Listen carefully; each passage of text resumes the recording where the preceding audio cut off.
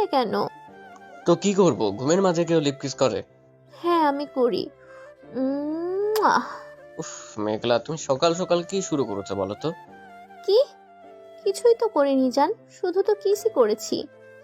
তাই বলে সবসময় কিস করবে? জানো না মানুষের থুতুতে অনেক জীবাণু থাকে? তাতে কি হয়েছে শুনি? আরে তোমার থুতুর জীবাণুগুলো আমার পেটে গেলে অসুস্থ হয়ে পড়বো। তাই বলছি এত কিস করো না প্লিজ।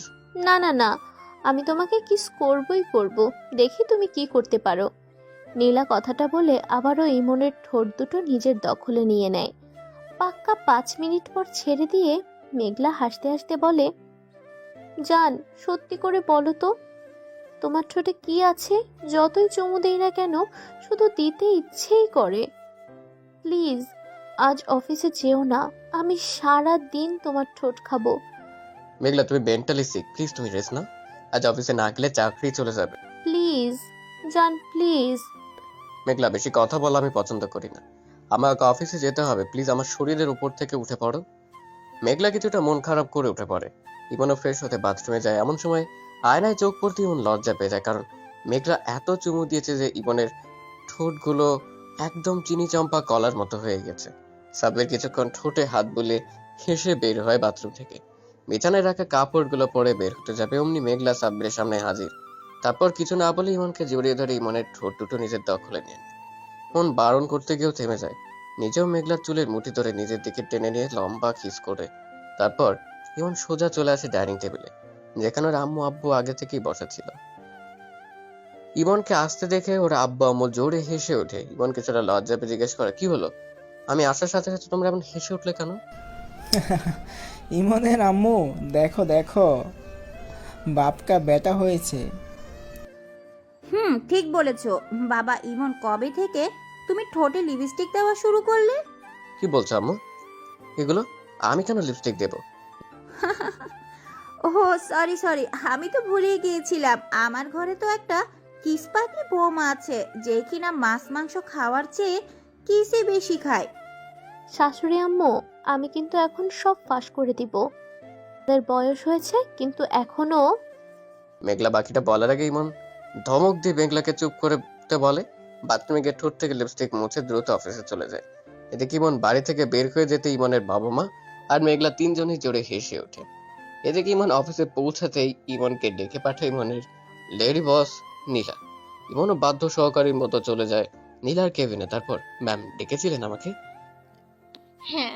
কথাটা বলে নীলা ফাইলের দিক থেকে চোখ সরিয়ে ইমনের দিকে তাকে মুচকি হাসতে শুরু করে। ইমন আবারও বিব্রত বোধ করে বলে ওঠে, ম্যাম আমি আসছি। আরে আরে ইমন সাহেব, রেগে যাচ্ছেন কেন? আসলে আপনার ঠোঁটে কি যেন কিছু কামড় দিয়েছে, এতটা ফুলে রয়েছে কেন? ও আসলে ম্যাম মৌমাছি কামড়িয়েছে। বুঝতে পেরেছি, তাই তো ঠোঁট থেকে এখনো হালকা রক্ত লেগে আছে। সে যাই হোক, আপনার যে মিটিং ছিল ওটা আজ নেই। আপনি বাসায় গিয়ে রেস্ট নিন, আর ঠোঁটটার একটু যত্ন নেবেন। ডিলটা কিন্তু আমাদের চাই। ঠিক আছে ম্যাম। ইমন আর কিছু না বলে অফিস থেকে বের হয়ে হাঁটতে থাকে। কেন যেন আজ ওর বাসায় যেতে ইচ্ছে করছিল, তাই অফিসের সামনে একটা পার্কে চলে যায়। আর ও ফাঁকা নিরিবিলি জায়গায় বসে আশপাশে তাকাতেই থাকে। এমন সময় একজোড়া বয়স্ক কাপল দেখে ইমন হেসে দেয়, কারণ তারা দুজন দুজনের মাথা একসাথে লাগিয়ে বাদাম খাচ্ছে আর সামনে ছোট ছোট টুইন বাবুদের খেলা দেখছে। ইমন আন্দাজ করে নেয় হয়তো ওইগুলো ওনাদের নাতি। এমন সময় ইমনের কিস পাগলি বউয়ের কথা মনে পড়ে। ভাবতে থাকে যাকে সে চিনতই না আছেই ইমনের সব। চোখ বন্ধ করে ফেলে ইমন। ভাবতে থাকে 6 মাস আগের কথা। মেয়ে দেখতে এসেছে ইমন, সাথে ওর আম্মু আব্বু। অনেকক্ষণ হয়ে গেল তবুও মেয়েকে আনছে না দেখে ইমনের আম্মুকে ফিসফিস করে বলে, আম্মু তোমার পছন্দের পাত্রী কি পালিয়ে গিয়েছে ওর বয়ফ্রেন্ডের সাথে? ইমন, একদম বাজে বকবি না। তুই তো জানিস আমার বান্ধবী রিয়া কত ভালো, আর তার মেয়ে কি করে অমর হবে শুনি? ও হ্যাঁ তাই তো। আচ্ছা তাহলে কি ময়দার বস্তা মেখে আসতেছে? ইমন, বাপ আমার, বুড়ো হয়েছিস, বিয়েও করবি, তবুও ফাজলামো করা ছাড়লি না। তোর মাকে রাগাস না, ওটা কিন্তু ভালো হবে না। তোকে কিছু করতে না পারলেও আমাকে চিবিয়ে খাবে। আচ্ছা আচ্ছা, ওই দেখো এসেছে। ইমন কথাটা বলে চোখ তুলে তাকায় সিঁড়ির দিকে। ধীরে ধীরে নেমে আসছে একটা পরী। ইমনের এমন হা করে থাকতে দেখে মেঘলা ঘুমটার নিচ থেকে মুচকি হাসে। মেঘলাকে ইমনের পাশে বসিয়ে দেয় ওর আম্মু। ইমন আর চোখে মেঘলার দিকে তাকিয়ে আবার সামনের দিকে তাকায়। এমন সময় মেঘলা ইমনকে চিমটি দিয়ে বলে, হবু শাশুড়ি আম্মু, সব তো ঠিক করাই তাই না? হ্যাঁ আম্মু, সব ঠিক করা আছে।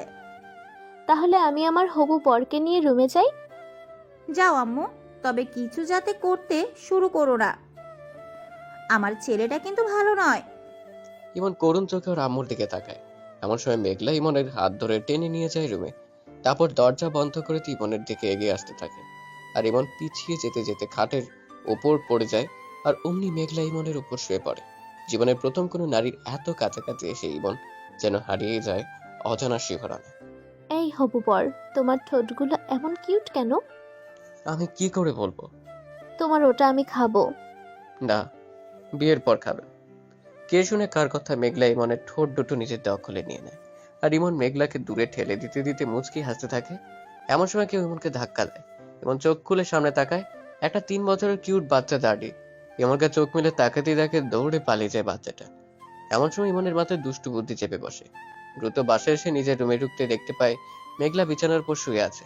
ইমন দেরি না করে মেঘলার উপর ঝাঁপিয়ে পড়তে মেঘলা অবাক হয়ে বলে, আরে আরে, বরটা আজ এত রোমান্টিক কেন? আমার কিস পাগলি বউকে একটা বেবি উপহার দিব তাই। ইস, লজ্জা করে না বুঝি? কিসের লজ্জা গো জানো? এই 6টা মাস আমার ঠোঁটে চুমু খেতে খেতে কি হাল করেছো। আমিও তোমাকে শাস্তি হিসেবে বাবুর আম্মু করে দেব, যাতে বাবুটা সারাদিন ওই দুটো খেয়ে তোমাকে জ্বালাতন করে। ইস, শখ কত! হ্যাঁ জানো, আমার শখ বেশি। আসো আদর। বাকিটা বলার আগে ইমনের কিস পাগলি বউ 4 ঠোঁট মেরে দেয়। উম, উম,